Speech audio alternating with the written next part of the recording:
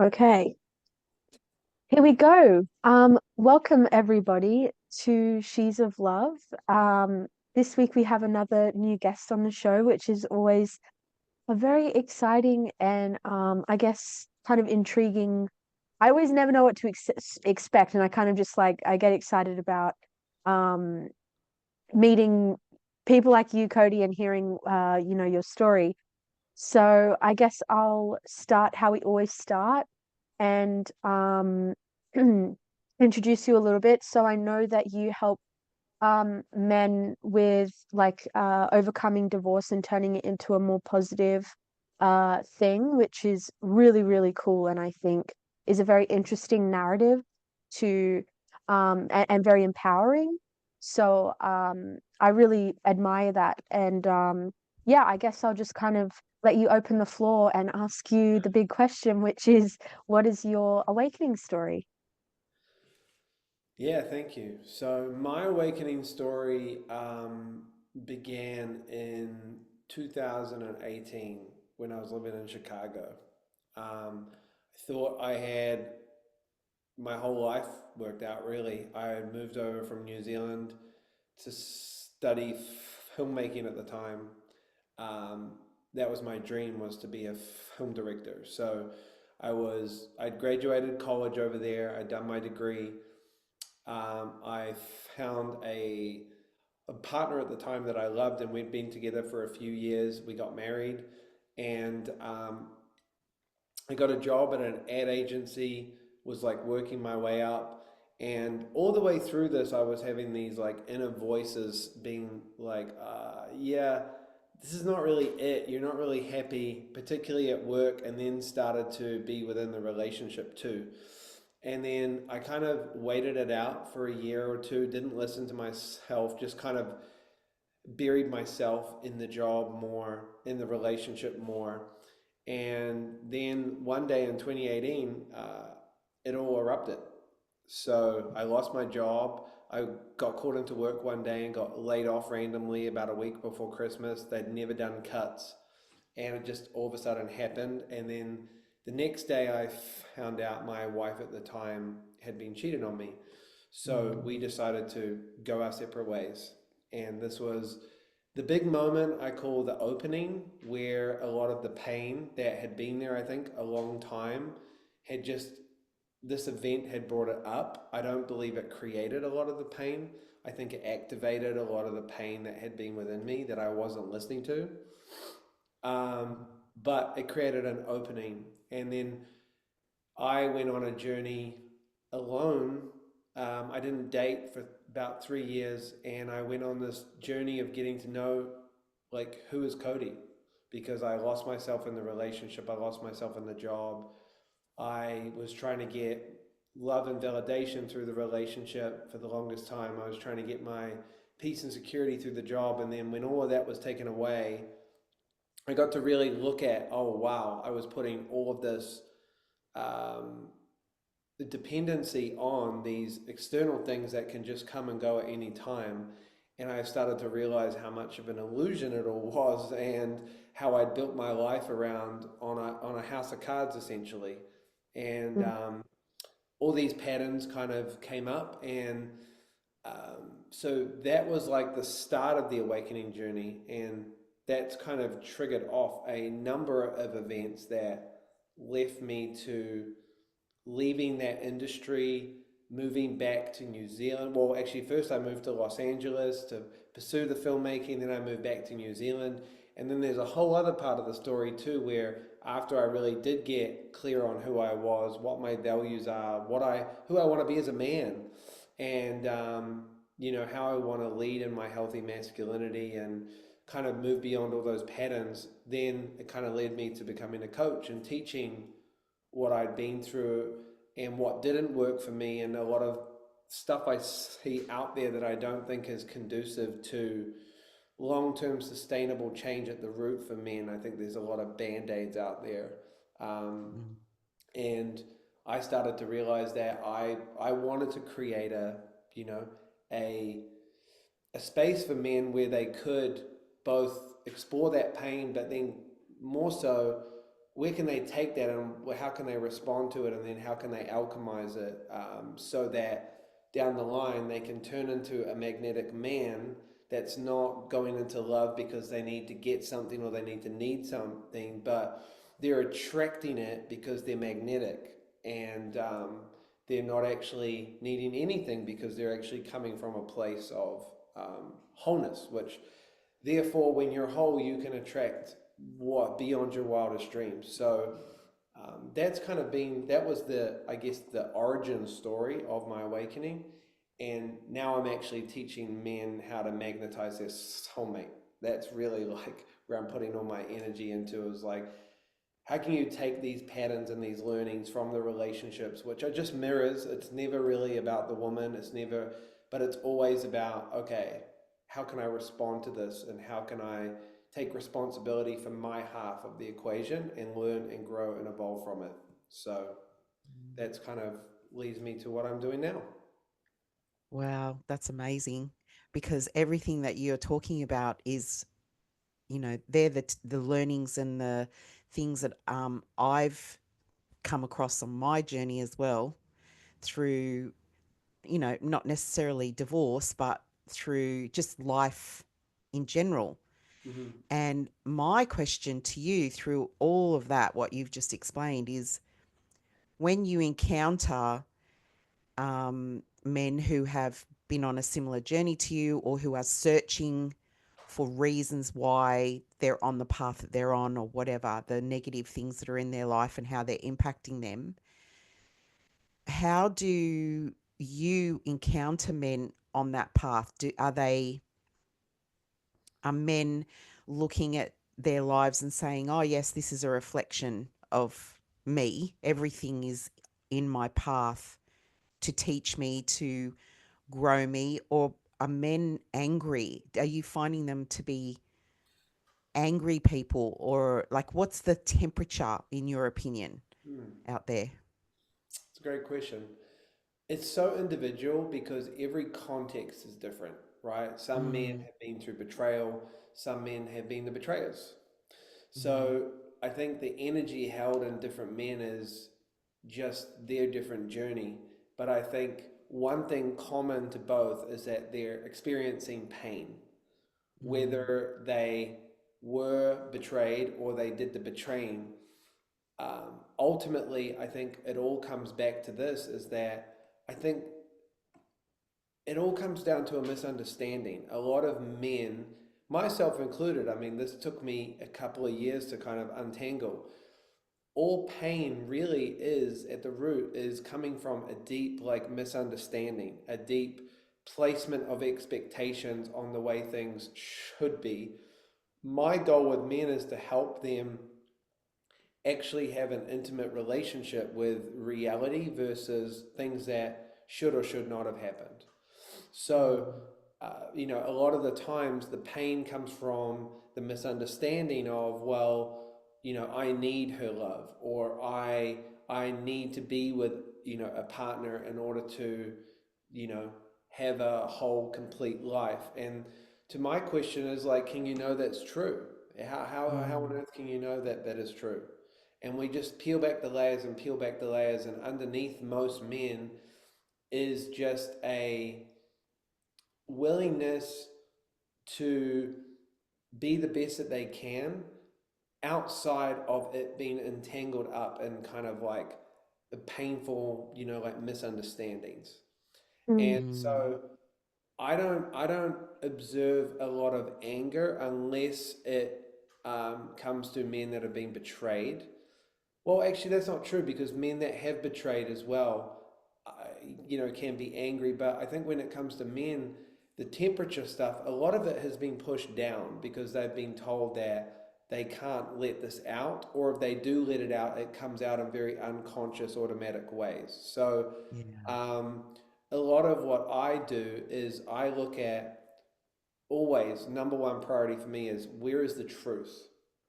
Even in the anger, or if it's guilt or shame, what is true in here? Let's just get to the truth. That is paramount to me. And then everything else just kind of falls away. But to answer your question, I think it's so different. Every man has experienced a different context, a different upbringing, different experiences, different misunderstandings. Mm. Yeah. I oh sorry, Mum, I was gonna ask a No, question, but I think yeah, I'm cool to wait. You go. I was just gonna ask because something that came up while you were talking about like pushing the temperature is like uh kind of almost unreadable because it's pushed down so far. And obviously that's something that I think is one of the biggest issues in like with masculinity in general is like the non-feeling and the training from like being young boys, how it's like don't cry and be a man type of like, you know, that's always being said.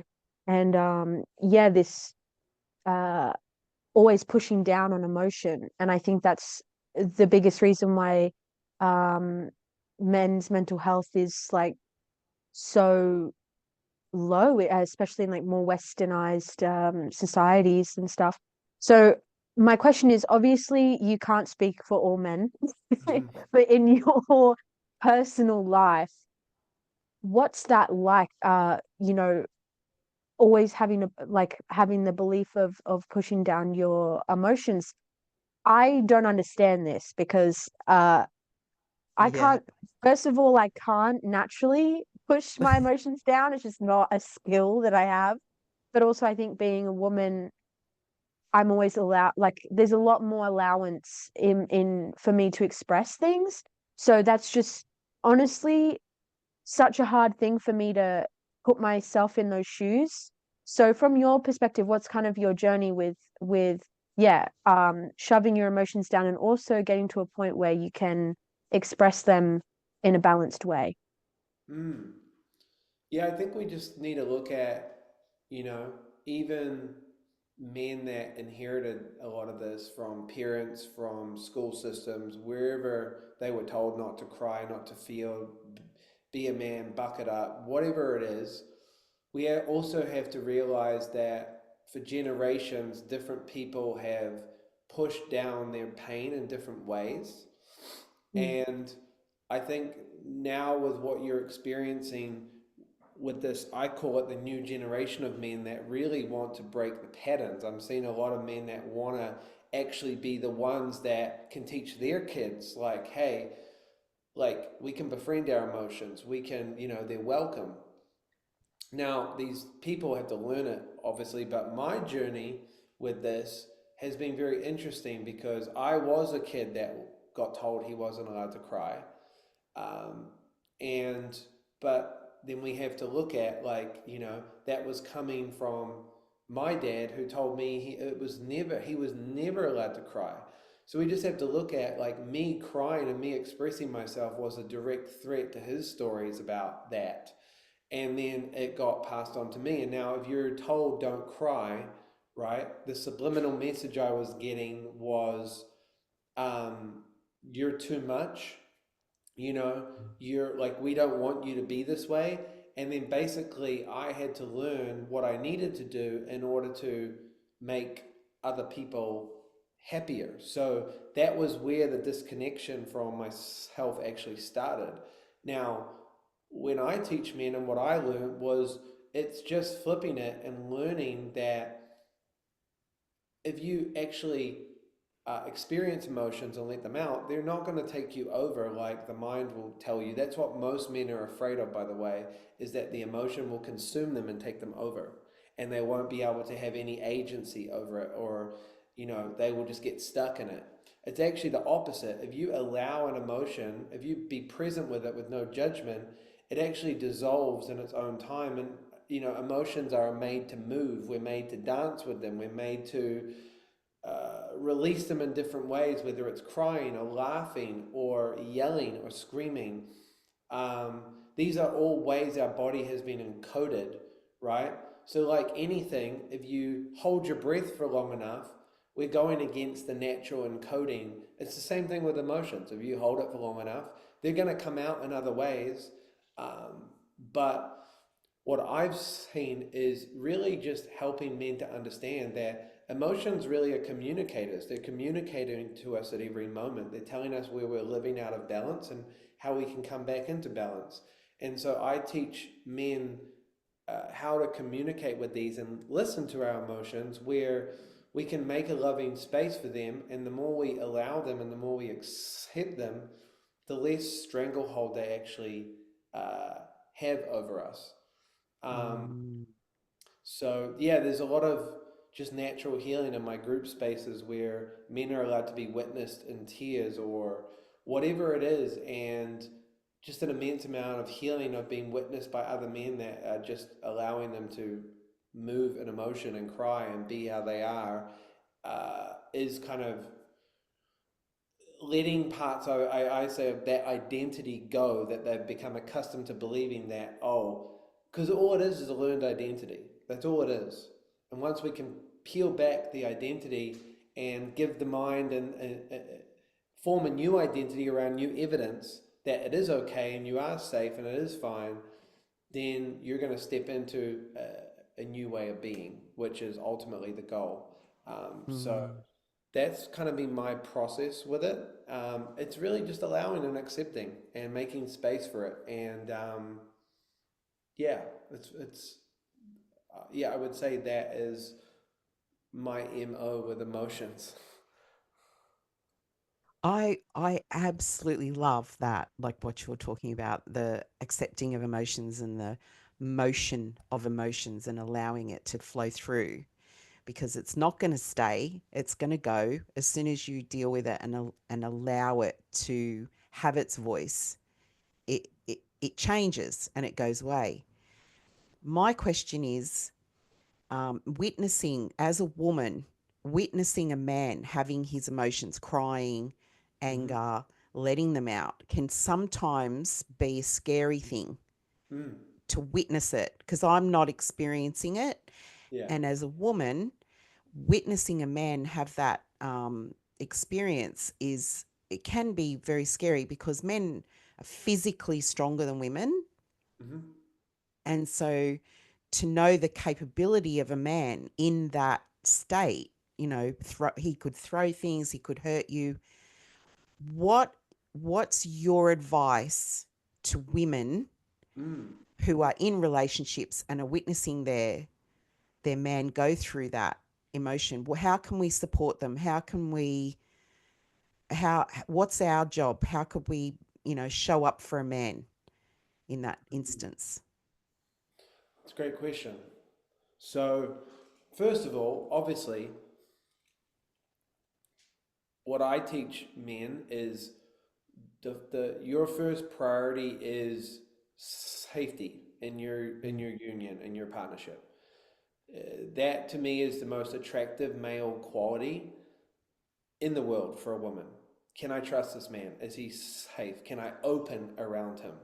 So Mm. I would ask women to voice when they do not feel that way Mm. very clearly.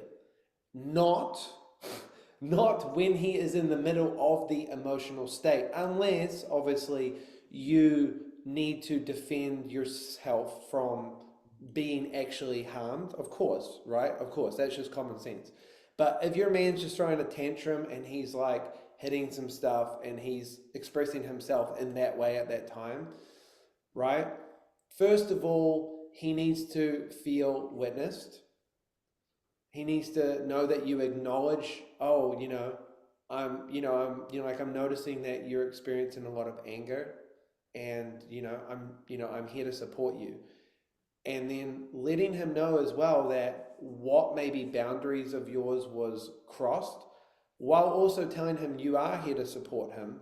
I believe your truth is just as important as his truth, because there is also unhealthy ways to express things and healthy ways to express things, obviously.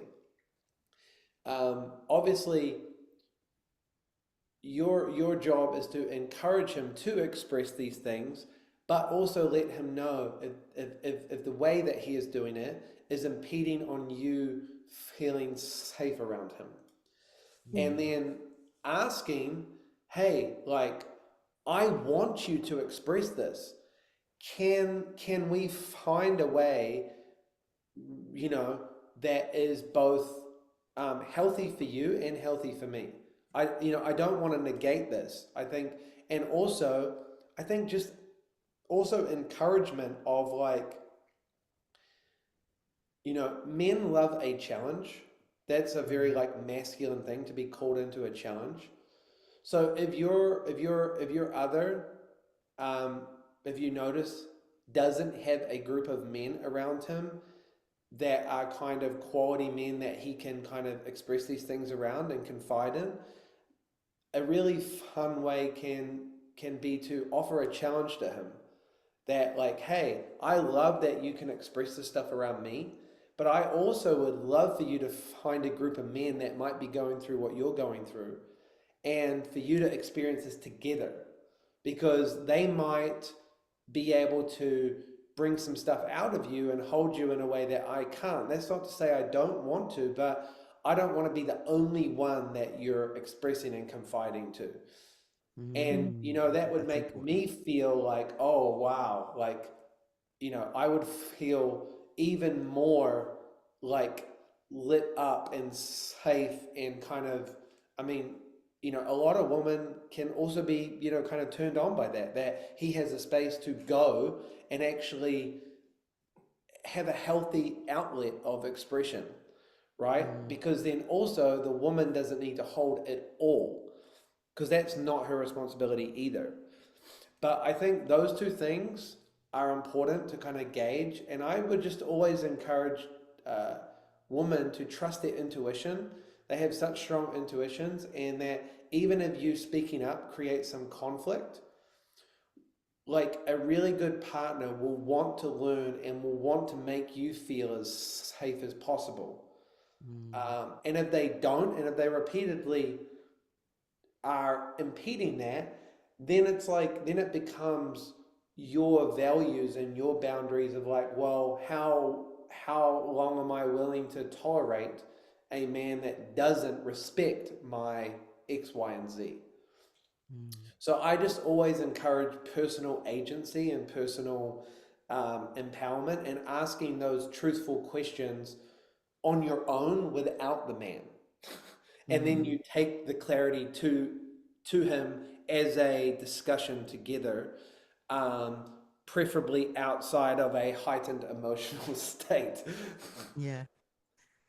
Yeah, I I get never that. really thought about the fact that it's a lot less common for men to have a group of friends to rely on, at least emotionally, or like to freely express. Because yeah, when I look at, I guess, like even around my dad, and like there was a lot of laughs and a lot of like fun, but Mm. beyond that, like yeah, it can be a bit more harder to find, I guess, those types of friends who you can be vulnerable with as a man, I imagine.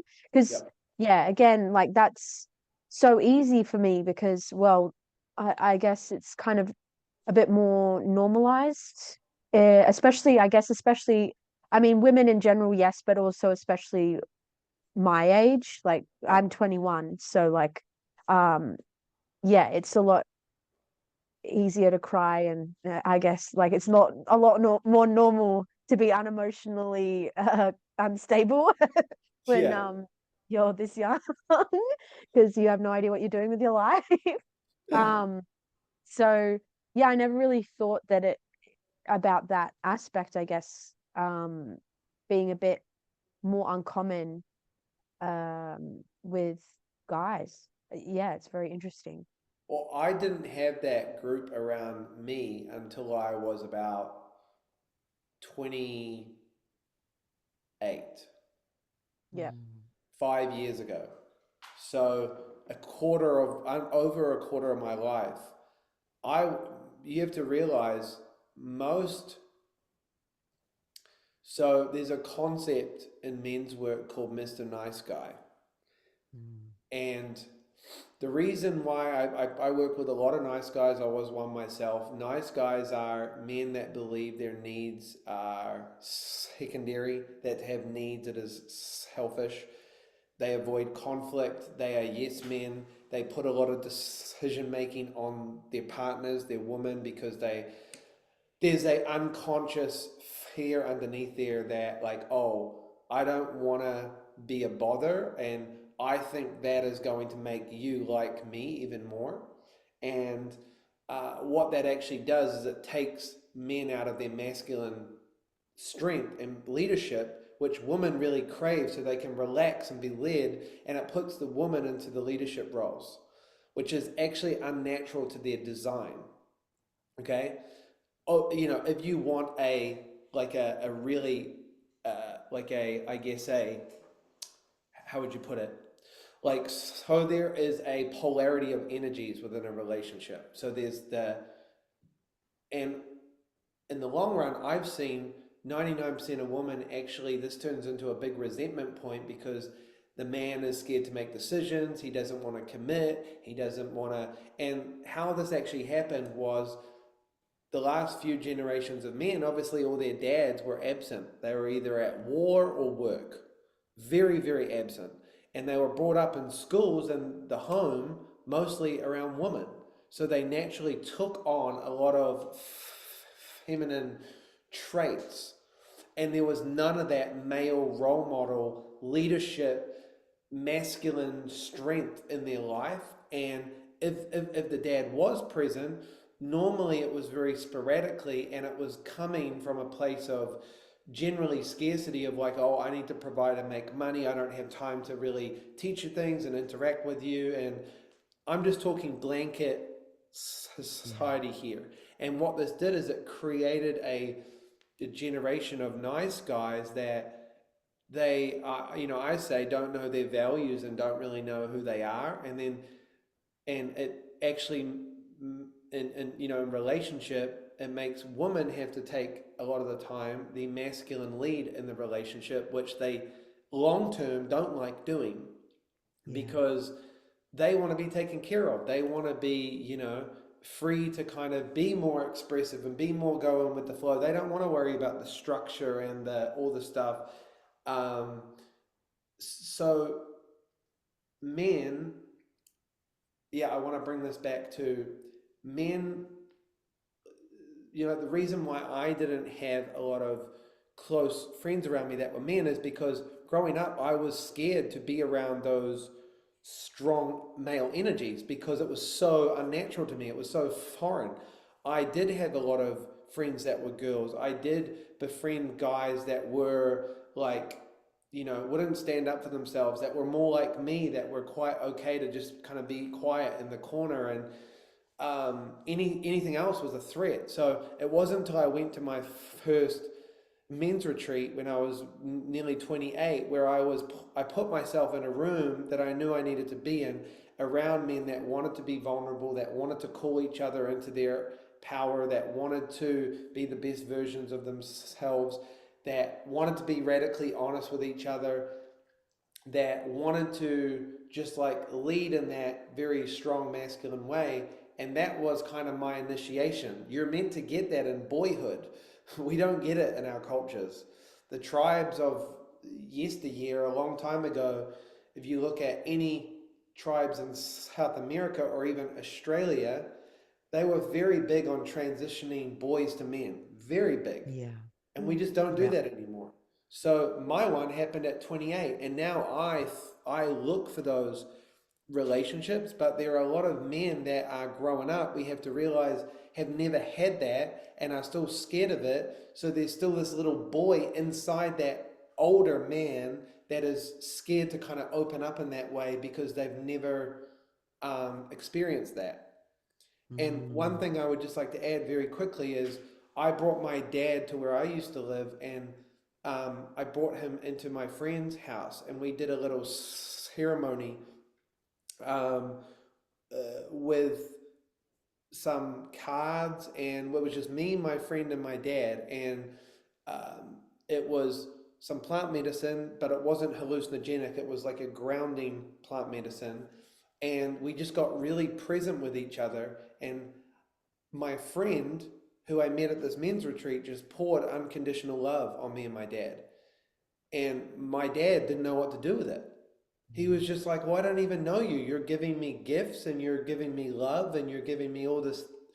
And then he opened up to me and let me know how proud he was of me and all these other.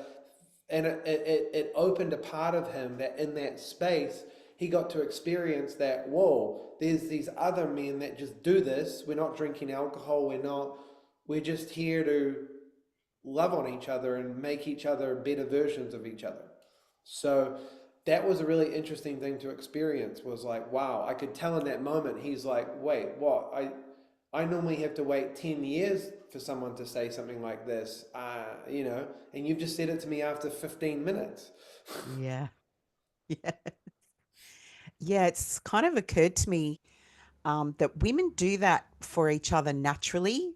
Yep. Like our friendship groups, our parents, like me and Juliet, like we, when I talk to her, I'm like, Bubby, how do you feel today? How are you feeling? Yeah. What's going on in your life? How is it making you feel? And kind of like do it naturally with each other. Us women kind of like it's just a second nature kind of thing.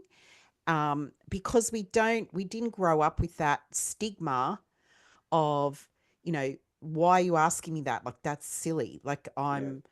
I'm the stoic one. I'm the man of the house. I don't, I'm strong. I can do this on my own kind of. We don't have that stigma.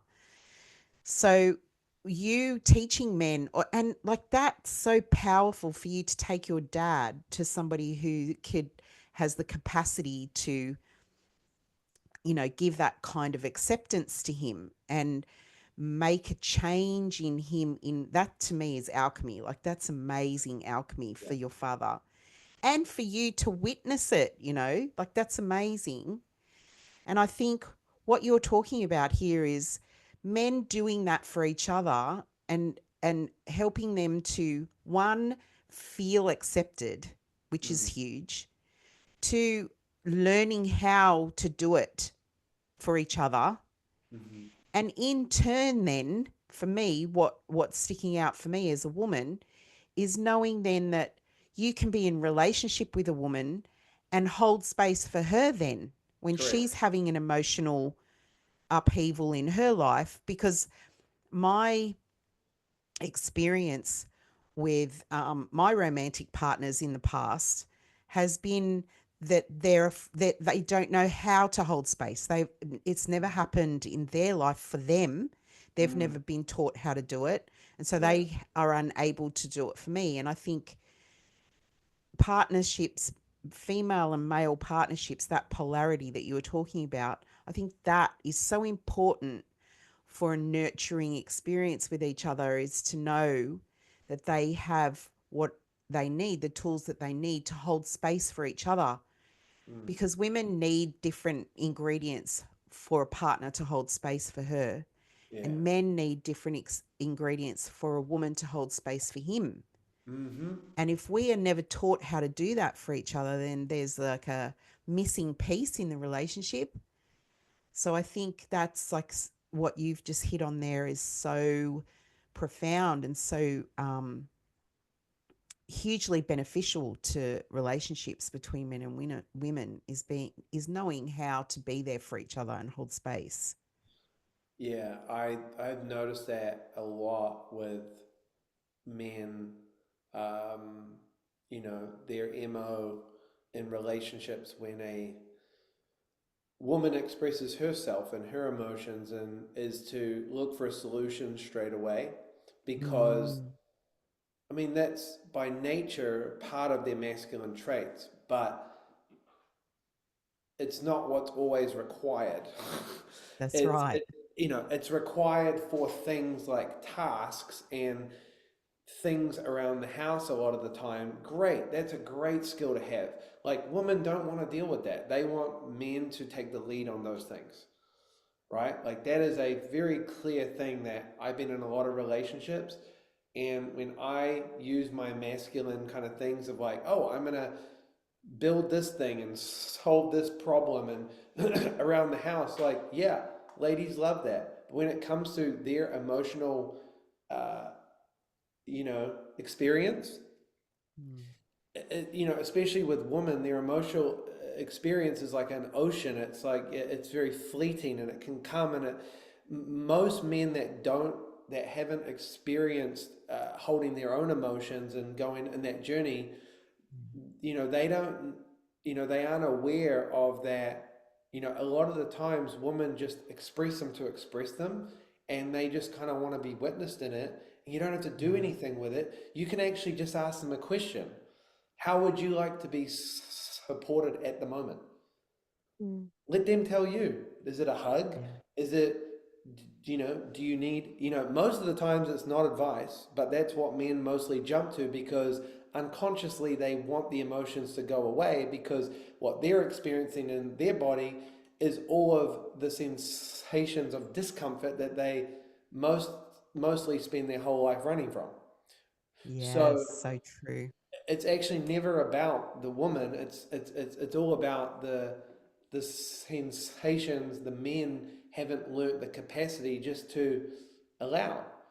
And that's Mm. why, I don't want to sound like rude, but that's that's why most men don't historically last long in the bedroom because they can't hold the sensations. That's all it Mm. is. It's yeah. just sensations. That's all it is. Life is just a bunch of sensations. And so if you can hold for different sensations, you can stay in the experience and you can be present and not want to run from it. And Wow. that's really what it comes down to me.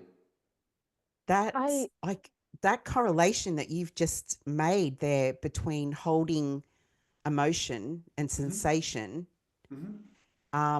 and being able to do that, lasting longer in the bedroom. Hmm. I've never made that parallel, Yeah. and it makes so much sense because if you are uncomfortable holding sensation, then I can see how that would cause not a problem, but would if you learn how to do it, it can improve things for you for a couple and Yeah. for the guy too. Yeah. Like just in Hmm. his life in general, Yeah. I think being able to hold space for somebody is such a skill because in even in business, in work relationships, in friendships, in romantic relationships with your parents, whatever it is, being able to hold space and Hmm. be that stable energy in the midst of the chaos and the emotion running and Hmm. the things that are happening around you, being able to hold that steady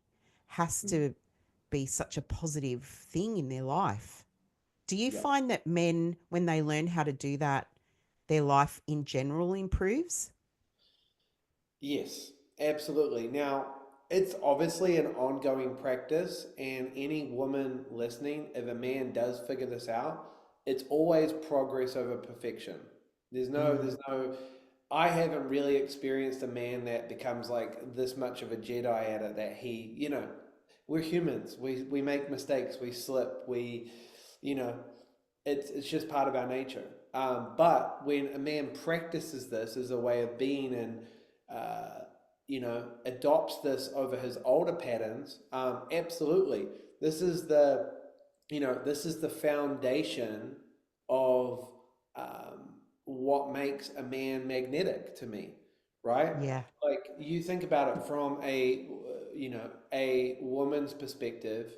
Um, for example, okay, I'll I'll tell you a little story. I think this will help. Mm-hmm. Just put some things into perspective.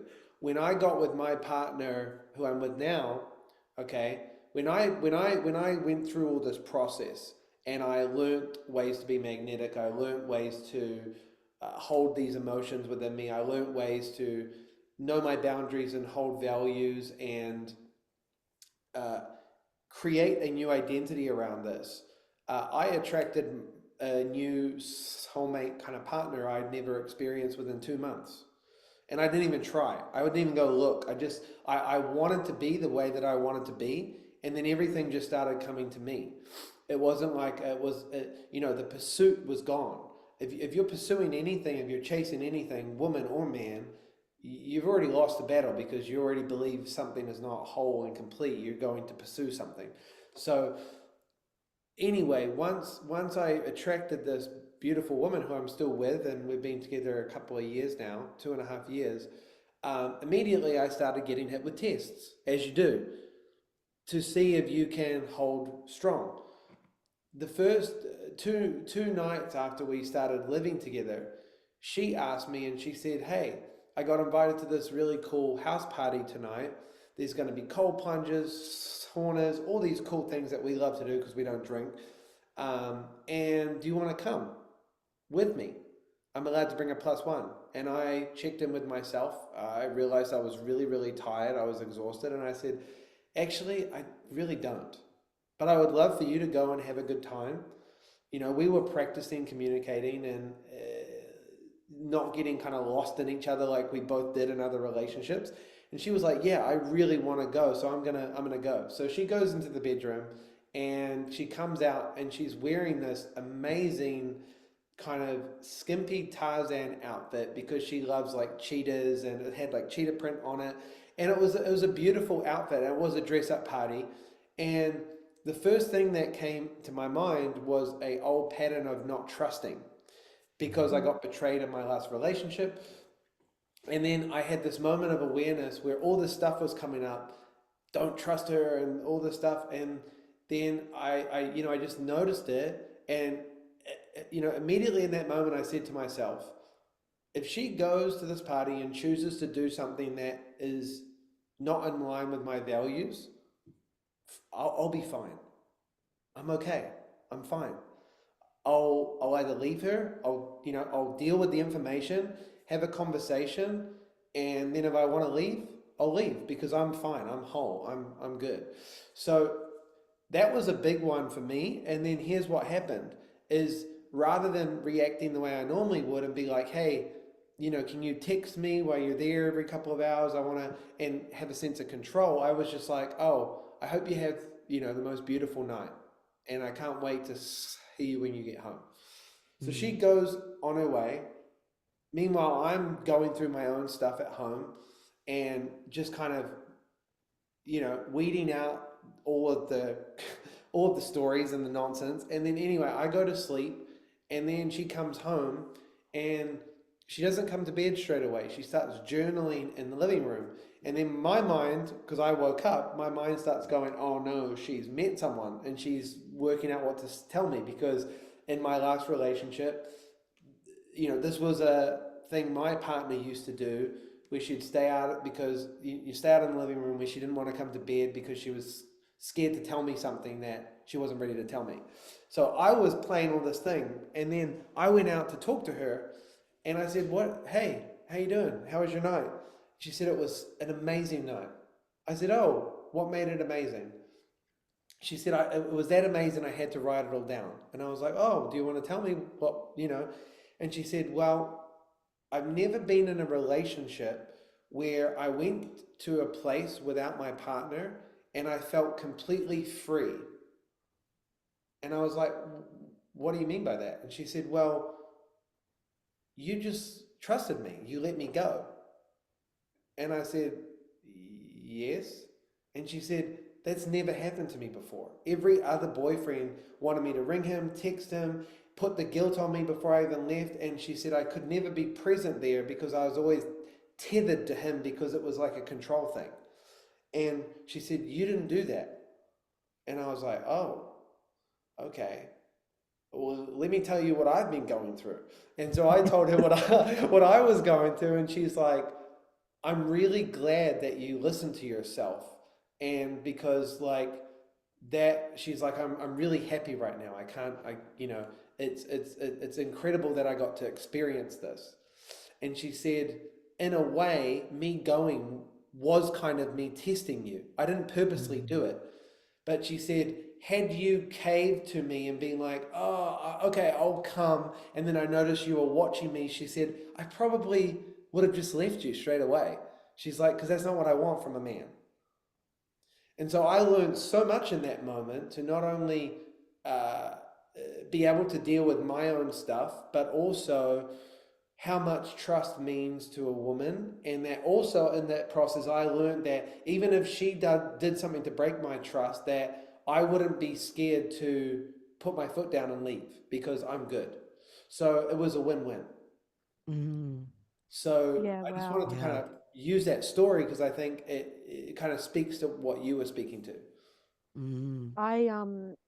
I really love that so much because so I've never been in a relationship because I have such a strong sense of like I'm gonna do what I'm gonna do. I'm not gonna let anyone like Hmm. get in my way kind of thing. And I haven't not that finding a boyfriend would stop that. It's just I haven't met anyone that would kind of follow or flow with what I want to do. Mm. And I see so many um friends like my age. Like one really good example is me and she was my best friend at the time, and we were going to travel the world together. We had a whole plan. We were going to move in together for 3 months and save, and then we were literally going to travel the world. Like we were going to go to England, we were going to go to all across Europe, and we were even going to do Africa. um and then as this plan is about to take place, I get a call from her. I'm actually at the airport waiting to board my flight, by the way, to meet her. And yeah, she said, yes, so when we were going on a little trip, and then we are gonna come back, and then we are gonna move in together. And she was like, yeah, so I I'm gonna actually go to Bali to see my ex-boyfriend. So you're gonna have to move in by yourself, Hmm. is basically what she said. And um I was having none of that. I was like, absolutely not. And um yeah, it kind of snowballed, and like to make a long story short, we she kept trying to change plans to Hmm. fit her boyfriend.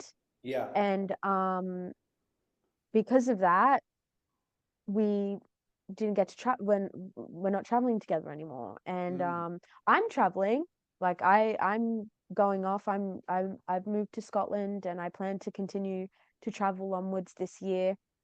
But because of her, and I don't use this word lightly, but it was a level of abuse. Like because of her abusive relationship, yeah, she listened to the non-trust, for her own reasons in life.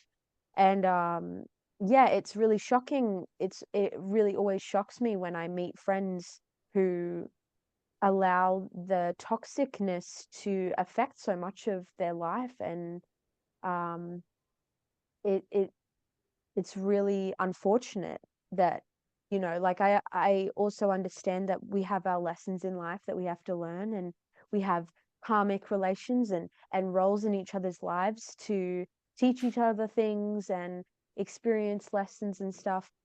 But yeah, it's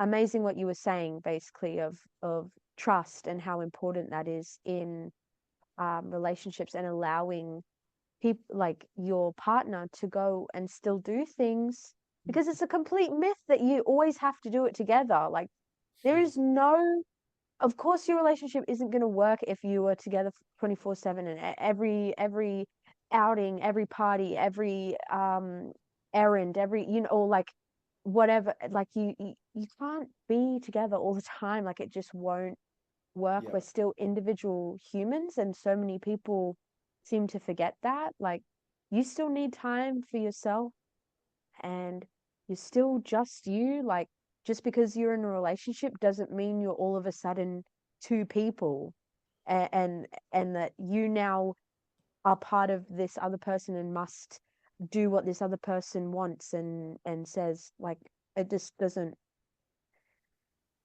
it's not functional. Yeah. Yeah. No. So I everything that you've said is just like super amazing, and it's actually given me a lot of insight to, I guess, an aspect of life I never really, the male psyche that I never would have thought about before. Mhm. So yeah, thank you. Yeah, relationships really are, say, you know, people always hold out for the right one. And I think that is also one of the biggest myths is like, if you were to start dating a guy tomorrow, Juliet, he would be the right one because relationships just mirror back parts of yourself. That's all they are.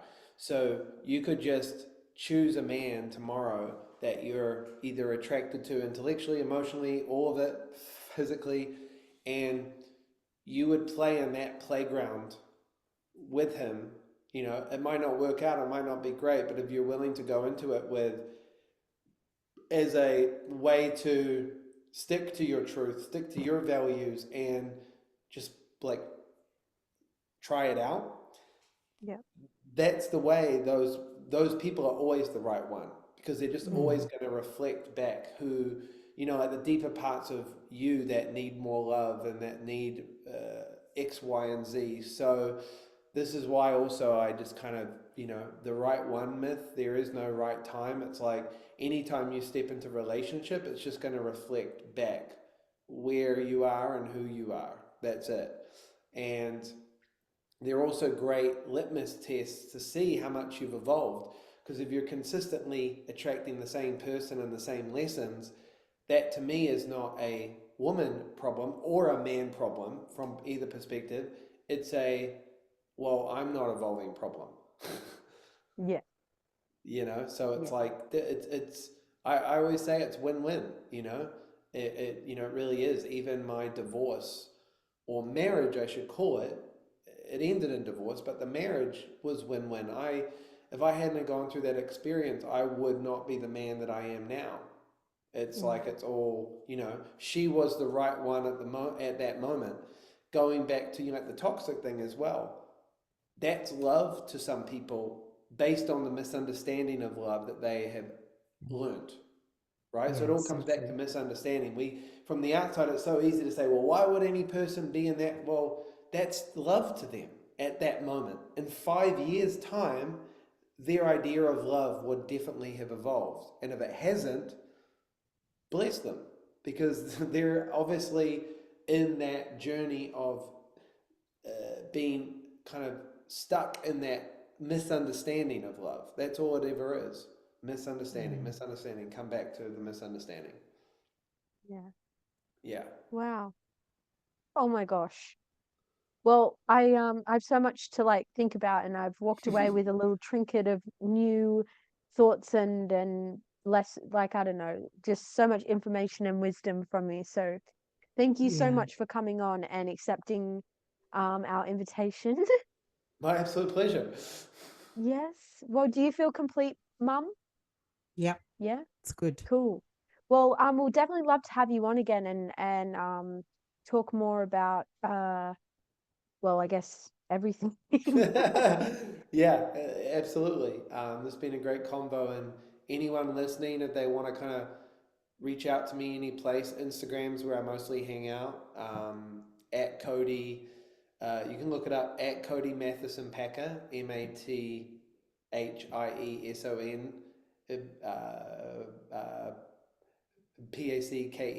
If you just look that up, hit me up if you have any questions or whatever, or you're interested in having a conversation. I'm always hanging out on there and putting up reels occasionally when I feel like it. And so yeah, yeah. Thank you guys for having me. Cool. Awesome. Amazing. All right. Well, thank you so much and have a lovely rest of your day. Yeah, you too. Have Bye. a great evening and morning. Yes. All See ya. righty. Thank you everybody for watching. Bye.